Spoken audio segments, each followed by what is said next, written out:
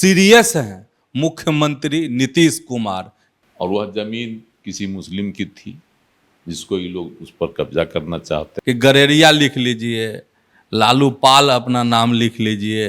उसमें अब दलित महादलित का लड़ाई होगी यार, पासवान है तो बोल नहीं सकते कि जीतन राम मांझी जो है मांझी हटा ले और जीतन राम शर्मा अपना नाम लिखे। उनके जीतन शर्मा कहने में भी राजनीति हो सकती, मतलब कहीं ना कहीं था कि सवर्ण और महादलितों को लड़ा दो और उनके ही राज्य में दलितों की बस्ती में आग लगा दी जाए तो स्वाभाविक है यह सुर्खियों वाली खबर बनती ही है। पनोरमा ग्रुप, जो सोचता है वो करता है। नमस्कार, आप देख रहे हैं न्यूज हाट। मैं हूं चंदन झा। सीरियस हैं मुख्यमंत्री नीतीश कुमार। क्यों? तो नवादा कांड पर बड़ी मीटिंग हुई है, लेकिन दूसरी तरफ सियासत भी जारी है। तो आज नवादा कांड और उसकी सियासत को समझिए, और इस पर हमारे साथ बात करने के लिए हैं वरिष्ठ पत्रकार अजय मिश्र। सर, आपका इस कार्यक्रम में स्वागत है। धन्यवाद चंदन। सर, एक तरफ मुख्यमंत्री नीतीश कुमार आज बड़ी मीटिंग उन्होंने की है, बड़ा गंभीर मीटिंग नवादा कांड को लेकर, और दूसरी तरफ इस पर सियासत जारी है। कोई गरेरिया कह रहा है, कोई शर्मा कह रहा है, खूब राजनीति हो रही है सर इस पर। नीतीश कुमार ने आज विधि व्यवस्था पर जो है मीटिंग, हाई लेवल मीटिंग की, उच्च स्तरीय राज्य में जो कानून व्यवस्था की स्थिति है उस पर उन्होंने की। और आप देखते होइएगा कि तेजस्वी यादव लगातार लॉ एंड ऑर्डर की स्थिति पर नीतीश सरकार को घेर रहे हैं। बिहार दौरा पर जो गए हुए थे वो पहले चरण में समस्तीपुर, मुजफ्फरपुर, मधुबनी या दरभंगा, वहाँ भी उनका मुख्य मुद्दा था लॉ एंड ऑर्डर। गाहे बेगाहे लिस्ट जारी कर करके लॉ एंड ऑर्डर पर ही नीतीश सरकार को घेर रहे हैं। राजभवन मार्च भी हुआ था बिहार में अपराध को लेकर, विधि व्यवस्था की बिगड़ती स्थिति को लेकर राजद की ओर से। लेकिन सबसे बड़ा आश्चर्य है कि अपराध पर राजभवन मार्च किया गया, उसमें हरीश यादव जैसे भी विधायक थे जो अपराध के खिलाफ जो है आवाज उठाने राजभवन मार्च गए थे और नीतीश कुमार की सरकार को घेरने गए थे। राजद का यही चरित्र है पहला। सर, विधायक हैं, आरजेडी में है तो जाएंगे ना। हरीश यादव की पहचान जो है तो सब जानता है कितने महान हैं। चलिए ठीक है, विधायक जब जनता ने चुन ली तो वो निर्दोष हो गए, ये बात भी सही है। अब वो जनप्रतिनिधि हो गए, लेकिन वह भी थे, यह भी एक चर्चा का विषय बना हुआ है। लेकिन इसी बीच नवादा में हो गया कांड, दलितों की महादलितों की बस्ती जला दी गई। अब किसने जलाई, क्यों जलाई, यह सब जांच का विषय है। लेकिन नाम आया नंदू पासवान का, कि पासवानों ने जला दी मांझी और रविदास की घरों को जला दिया। चलिए, जल गया, फूक गया, सब बेचारे बेघर हो गए, जले। तमाम देश के तमाम मीडिया ने, अखबारों ने उसको सुर्खियों में लिया, और सुर्खी वाली खबर भी है। एक तरफ जहां नीतीश कुमार अपराध, क्राइम के मामले में जीरो टॉलरेंस की बात करते हैं और अपराध पर नियंत्रण को लेकर ही नीतीश कुमार की प्रशंसा पूरे देश में होती थी, और उनके ही राज्य में दलितों की बस्ती में आग लगा दी जाए तो स्वाभाविक है यह सुर्खियों वाली खबर बनती ही है। और नीतीश कुमार का भी जो है सीरियस होना लाजमी है। जिस समय आया था कि दबंगों ने जला दी दलितों की बस्ती, उस समय पूरे देश में एक सनसनी फैली थी, अब यह सुर्खी वाली खबर बनेगी। लेकिन उसकी हवा निकाल दी जीतन राम मांझी ने, यह कहकर कि यादवों को ने लगा दिया आग। हालांकि यह गलत खबर थी, यादवों ने आग नहीं लगाई। उसमें पासवान हैं, बेलदार हैं, नोनिया जाति के, और कुछ यादवों का भी नाम आया है। जो एफआईआर में नाम 28 लोग हैं, जिसमें 15 लोग पकड़े गए हैं। उन नामों को अगर देखेंगे उसके अनुसार, और मुख्य जो हैं वह नंदू पासवान है, और वह जमीन किसी मुस्लिम की थी जिसको ये लोग उस पर कब्जा करना चाहते हैं। अब जो भू सर्वे में अपने नाम पर चाहते हैं दाखिल खारिज करवाना, बहुत तरह की बातें हैं। जबकि नंदू पासवान के परिवार के लोग कहते हैं कि नहीं मेरी रही थी जमीन, और उस पर जो है उन लोगों का कहना है कि हमको मिला था ही बास गीत के रूप में बस बसने के लिए, लेकिन पर्चा नहीं दिया गया। अब तो सब जांच का विषय है। बस्ती जला दी गई, यह बहुत बड़ी बात है दलितों की। नीतीश कुमार का सीरियस होना लाजमी है। उनके राज में ऐसा हो गया, दलितों की बस्ती जला दी गई। हालांकि बिहार में ऐसा कोनो पहली घटना नहीं है। बेलछी कांड पूरे देश में सुर्खी में रहा था, उसमें भी दलितों के साथ ही अन्याय हुआ था। न बाढ़ के पास है बेलछी, इंदिरा गांधी आई थी हाथी पर चढ़ के, ये भी जान लीजिए कि वो कितनी सुर्खियां पाई थी। और उसी में जनता पार्टी की सरकार भी ध्वस्त हो गई, फिर से इंदिरा गांधी सत्ता में आ गई। जिस समय यह कांड हुआ था इंदिरा गांधी विपक्ष में जी। तो दलितों की बस्ती में कोई कांड होता है तो सरकार भी बदल जाती है।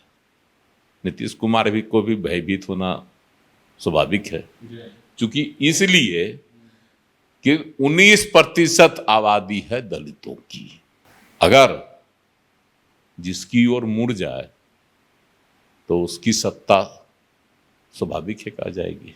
कांग्रेस इतने वर्षों तक वही दलित, ब्राह्मण और अल्पसंख्यकों के समीकरण पर राज करते रहे, तो दलितों की महत्ता आप राजनीति में समझ रहे होंगे। इसीलिए ना तुरंत जो है जीतन राम मांझी दलित नेता है, एकदम तुरंत आवाज बुलंद करने लगे कि जादवों ने जला दिया। हालांकि गलत बात करने के लिए उनकी दलित एक आरोपी है शायद उसमें, यादव एक है दलित महादलित का ये मामला में फंस के उलझ गया। आप सबकी बोलती बंद। यह मामला जो है पूरी तरह से जमीन पर कब्जा करने का मामला है। लेकिन सर सबसे ज़्यादा इसमें जो लोगों के दिमाग को मथ रहा है वो ये है कि तेजस्वी यादव ने जो बात कह दी कि जीतन राम मांझी जो है मांझी हटा ले और जीतन राम शर्मा अपना नाम लिखे, बवाल वहाँ से खड़ा हो गया।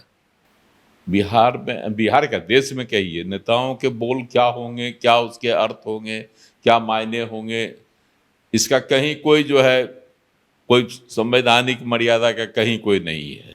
मतलब अब इसका पालन नहीं होता है। लेकिन बात चल रही थी यादवों की, ठीक है, लालू प्रसाद ने कहा था, बड़ा अच्छी बात उन्होंने कही थी कि कौन जात है नहीं है समीक्षा हम करेंगे तब बताएंगे, है ना। दलितों की बस्ती जलाई गई तो उन्होंने चिंता भी जाहिर किया था। लेकिन क्योंकि मुख्यमंत्री के भावी प्रत्याशी हैं तेजस्वी यादव, तो उनको संतुलित भाषा का प्रयोग करना चाहिए, या उनके जीतन शर्मा कहने में भी राजनीति हो सकती। अच्छा, राजनीति है।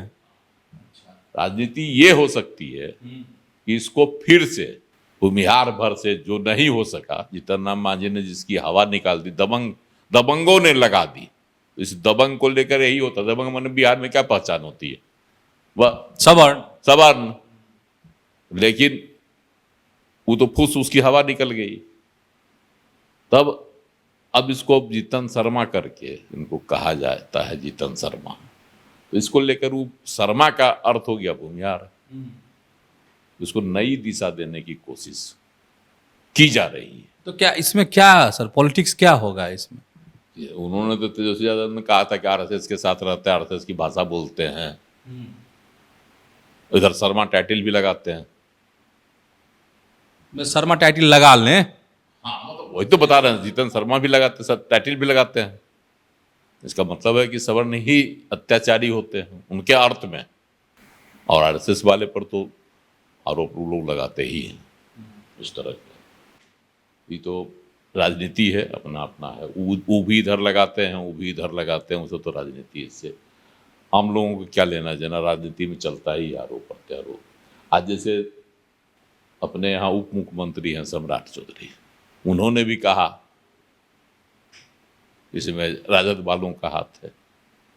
भाई अभी कुछ सबूत नहीं है, लेकिन आप कहते हैं, वो तो ये भी कहते हैं कि सबूत है, दावा करते हैं।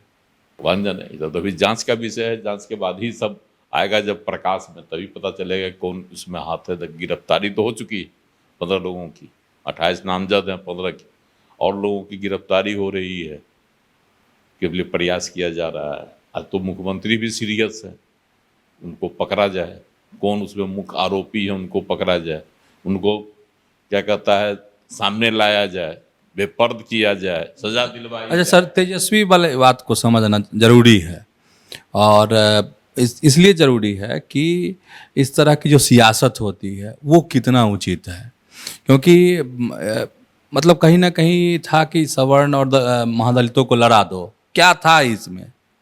इसमें यही है, सवर्ण और महादलित दलित वोट पर तेजस्वी यादव की कोशिश है कि दलित वोट को, चूंकि 19% है, किस तरह से उसकी राजनीति की जाए और अपने पाले में लाया जाए, ये कोशिश। उसमें अब दलित महादलित का लड़ाई होगी, या पासवान है तो बोल नहीं सकते, इधर जो पीड़ित करने वाले पासवान हैं और पीड़ित होने वाले मांझी और रविदास है, तो दलित दलित का मामला है, तो इसको कोई सियासी रंग देने की कोशिश होनी चाहिए। इसीलिए जीतन राम मांझी को कहा गया जीतन शर्मा कहा जाए, तो इसको एक रंग दिया गया सियासी जातीय रंग। लेकिन सर, मांझी भी एक छलांग और उन्होंने लगा दी और सीधे लालू पर सवाल खड़ा कर दिया कि गरेरिया लिख लीजिए, लालू पाल अपना नाम लिख लीजिए। देखिए, जीतन राम मांझी भी थोड़ा ज़्यादा बोल गए, नहीं बोलना चाहिए था, क्योंकि लालू प्रसाद का नाम है लालू प्रसाद यादव। अब वो यादव हैं, यादव की उपजाति गरेडी हो सकती है, हमको नहीं पता है, लेकिन गरेडी को अलग से कहा जाता है। कोई यादव को अगर कह दे गरेडी तो वो नहीं मानेगा। गरेडी अलग है, जो भेड़ पालता है, बकरी पालता है, उसका काम ही है एक अलग, और उसकी टाइटिल भी पाल होती है। जीतन राम मांझी ने सही सही कहा कि गलत कहा, लालू प्रसाद जी तो खुद मौन है, इस पर उन्होंने कोई आपत्ति नहीं की, दर्ज की। अगर कहीं ना कहीं अगर जीतन राम मांझी इसमें दोषी होते, लालू प्रसाद ताल ठोकते कि हम चल जाते हैं कोर्ट में, मानहानि का केस करेंगे, चुप हो गए। तो कहे इसमें भी जीतन राम मांझी की बात में भी हो सकती है कहीं ना कहीं कोई सत्यता हो, या कुछ जो हो, या सियासत हो। तो सर, इस तरह की भाषाओं का निजी इस तरह के हमले करना उचित है क्या? हम तो पहले भी बोले कि जीतन राम मांझी को भी इस तरह की बात नहीं बोलनी चाहिए, और तेजस्वी यादव को भी नहीं बोलना चाहिए। जीतन शर्मा, ये तो अपमानित करने की बात हुई ना।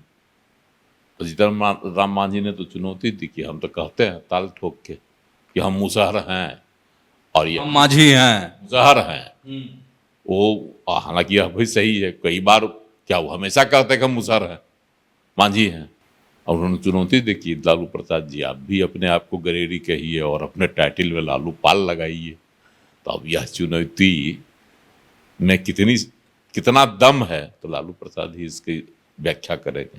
चुनाव भी नज़दीक आ रहा है, अगले साल चुनाव होगा, तो नहीं लग रहा कि जैसे जैसे चुनाव करीब आ रहा है वैसे वैसे यहाँ की जो राजनीति है वो तीखी होती जा रही है, और इससे ज़्यादा तीखापन देखने को मिल सकता है बिहार के लोगों को? देखिए, जैसे जैसे नजदीक चुनाव आएगा, मुद्दा तो किसी के पास नहीं है, मुद्दा किसी के पास किसी के पास नहीं है। रोजगार का मुद्दा, बेरोजगार और रोजगार दोनों मुद्दा तेजस्वी यादव ने भुनाया लोकसभा चुनाव में, लेकिन कैश नहीं हो सका। ठीक, अब विकास की बात आई, तो विकास की बात जो है नीतीश कुमार जी इतना न दौड़ रहे हैं, देख रहे हैं, वह पुल बनाइए, इतना ही बनाइए, इतना सड़क बनाइए, सब गांव को जोड़ेंगे, 4 घंटा में आएगा। होगा कि नहीं होगा वो अलग नहीं कहा जा सकता चुनाव तक, लेकिन लक्ष्य है कि हम चुनाव से पहले सब काम कर देंगे। स्पीड बढ़ा दिए हैं सीएम, बढ़ा दिए हैं। आज वो देखते हैं बाढ़ प्रभावित में घूम रहे हैं, तो लगातार घूम रहे हैं। जो नीतीश कुमार को कह दिया गया था, तेजस्वी यादव ही नहीं कहते थे कि अब ही हो गया बेकार, अब कोई काम के नहीं। और देखिए नीतीश कुमार जी कितना रेस मार रहे हैं, एकदम लिए हुए हैं, पूरे राज्य को जो है मथ रहे हैं, बता रहे हैं कि देखो हम तुमसे ज्यादा जवान, तुम तो 4 जिला का दौरा किया, थक गया, अब विदेश जाएगा कि कहाँ जाएगा घूमने सुस्ताने, हमको देखो बिना थके हारे जो रोज घूम रहे हैं, बाढ़ हो कुछ हो तो घूम रहे हैं। तो नीतीश कुमार तो रेस लगाए हुए हैं। नीतीश कुमार की मंशा है 25 जो मेरा उनका चुनाव होगा, वह आखिरी हो सकता है कि वह आखिरी मान लें। और उस आखिरी चुनाव को इतना यादगार बना देना चाहते हैं कि 2010 भी फेल हो जाए। बार बार उनके दल के नेता लोग कहते भी हैं। तो नीतीश कुमार का भी प्रयास यही है कि 2010 को भी हम फेल कर दें 2025 में, ताकि वह जो है एक इतिहास बना रह जाए। वैसे भी नीतीश कुमार जी इतिहास बनाने में माहिर है। देश में पहला ही कोई मुख्यमंत्री होंगे, शायद ही किनकी गिनती होगी। लगातार ई पाले से ऊ पाले बदलते रहते हैं, एक सेशन में 2 बार कर लेते हैं, एक सत्र में 2 बार, एक बार इधर एक बार उधर। तो ये भी उन्हीं के नाम इतिहास दर्ज है। तो हो सकता है कि 2025 के चुनाव में भी कोई एक नया इतिहास नीतीश कुमार बना सकते हैं, जैसा कि 2020 में भी बन गया। कभी 1 नंबर की पार्टी थे बिहार में जब सरकार बनाए, तब जब राजद के साथ चले गए तो 2 नंबर की पार्टी बन गए। आज जब फिर लौट कर आ गए एनडीए में और जब साथ में चुनाव लड़े तो 3 नंबर की पार्टी हो गए। तो अब 2025 के विधानसभा चुनाव में कितने नंबर की पार्टी होते हैं, यह भी देखने वाली बात है। तो समझ गए मुख्यमंत्री बहुत सीरियस हैं। क्यों? तो नवादा कांड को लेकर, और जो वहाँ की सियासत हो रही है, तू मैं हो रही है, वह भी आप समझ गए होंगे। तो ऐसे ही जुड़े रहिए हमारे साथ और देखते रहिए न्यूज़ हाट। धन्यवाद, नमस्कार।